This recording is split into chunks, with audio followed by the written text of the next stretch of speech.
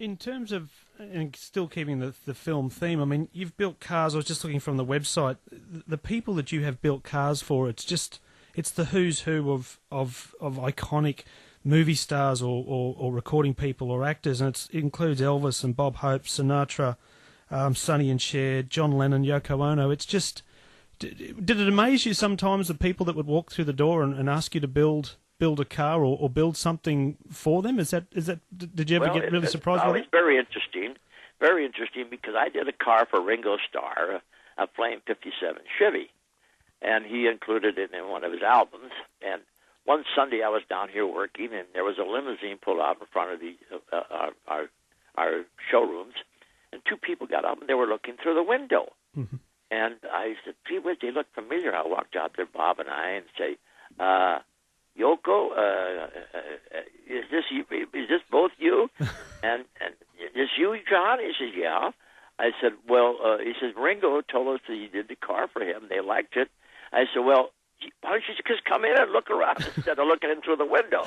And that's how I got started with John and Yoko, and we did their Rolls Royce and psychedelic paint and everything for them. Oh, so you can see the celebrities, they're all very different. Even Zsa Zsa Gabor, I did a big Rolls Royce for her, and she'd come to the shop in a pair of overhauls. And I'd go into the car would be all gutted, and she'd say, "Well, I want a gold makeup cabinet here with a gold comb, a gold brush, and a gold mirror." Then over on the other side, she says, "I want all this to come out with I want an entertainment console. I want a gold container that I can put my champagne in, and I want gold goblets that my guest and I would come in able to drink out of." Oh, and then the seats had to have embraced in the seats actual jewelry. She loved jewelry, so the name Zsa Zsa would be done in gold with diamonds and rubies. And we also had that same medallion on her door panels. The Rolls Royce was like a limousine. We removed the front top so that the driver, which was a chauffeur, would drive her around. And it was all done in gold-plated and painted with gold pearl. But she actually would come in while we're working on the car in the shop. One of the most interesting, and while we're talking about these subjects, one of the most interesting subject was who was a celebrity that we felt was the most nicest, most real humble person. Yep. There was a young man I was doing a limousine for. He would come into my shop where we worked, and he'd go to my painter. My painter was called Tubbs. He was with me for 35 years. And he'd go to, he said, "Mr. Tubbs, I heard you were sick last week." Then he'd go to my middleman. He said, "Mr. Tony, your 14-year-old boy is probably getting very big now." So he went through all my people that was out in the shop, and he'd work and talk to them and talk about their personal life. That means he studied everything about them before he walked into the shop. Yeah. And he was so polite and nice, and that nice young man was Elvis Presley. I heard a story, and I don't know how true it is, but I heard a story that you had an interesting experience in North Dakota once where you must have been driving the Batmobile on a display run or something, and a local police That's true. A local police officer took exception to that. In Fargo, North Dakota, I was doing a show, and we took the Batmobile out for a drive with the press. The press was filming me. As soon as I got on the road and was driving down the road, highway patrolman pulled me over. These guys with the big hats pulls me over, and he said, "Where's your windshield wiper? Let me see your headlights. Let me see your taillights." I said, "But this is the Batmobile. We don't have windshield wipers and stuff like that." He says, boom. He impounded the car and threw me in jail. Oh, no. Getting thrown in jail in Fargo, North Dakota means you go to the courthouse and you go in front of the judge. So the judge come in and he says, "Who are you?" I said, "My name is George Barris." "You're George Barris?" I said, "Yes, sir, Your Honor."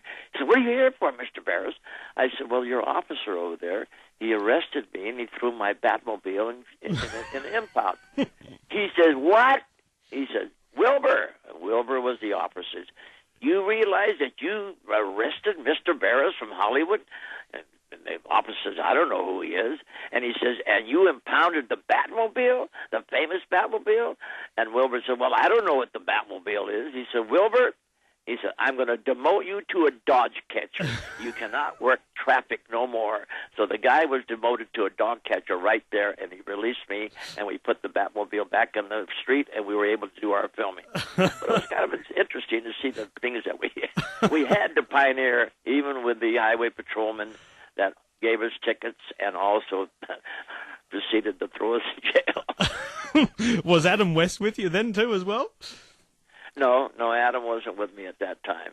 But Adam was very exciting. He could drive that Batmobile coming out of the cave, but one day we tricked him. We shrunk the opening of the cave, so when he come out, he scraped the fender. I said, Adam, what's the matter with you? He said, you know, George, I've been in and out of that cave a dozen times. There's something wrong. I said, okay, we pull a trick on you. We shrunk the cave opening. He said, no, George, you're doing a dirty trick.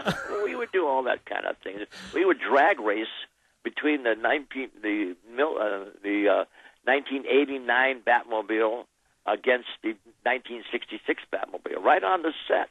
And it was kind of funny when we'd smoke tires and run up and down the street with that. It was a fun thing to do with. George, I could talk to you all day, my friend. It's been such a great opportunity, and I want to thank you for coming on the 4BC Motoring Show. It's been a wonderful trip down memory lane. As I said, I could honestly talk to you for hours. For people that want to know more about the extraordinary life of this particular gentleman, George Barris, you can visit Barris Custom. George, I believe it's barriscustom.com on the web? No, it's just Barris.com. If they click into that, just a regular www.barris.com, they can be able to see what, you know, we're a family-run business. I just finished a new book called Barris Cars of the Stars. That means the stars with their own cars, which will be very interesting. So you just click into our Barris.com. You'll see how we do the road shows, all the celebrities that we've done cars for, and all the movie cars, as well as our pioneering cars. You'll see what we did with the Hirohata Mercury and the a la carte and the many different cars that we won awards with. And I think your listeners and viewers will enjoy what we do here in America and USA, as you will be doing. And hopefully one of these days I will be able to come back and visit one of your shows there in Australia. Well, we'd love to see you, George. As I said, it's been an absolute honour to interview, sir, and I'll certainly look forward to hopefully keeping in touch at some stage. But George Barris, thank you so much for your time and joining us on the 4BC Motoring Show. Thank you very much for having me.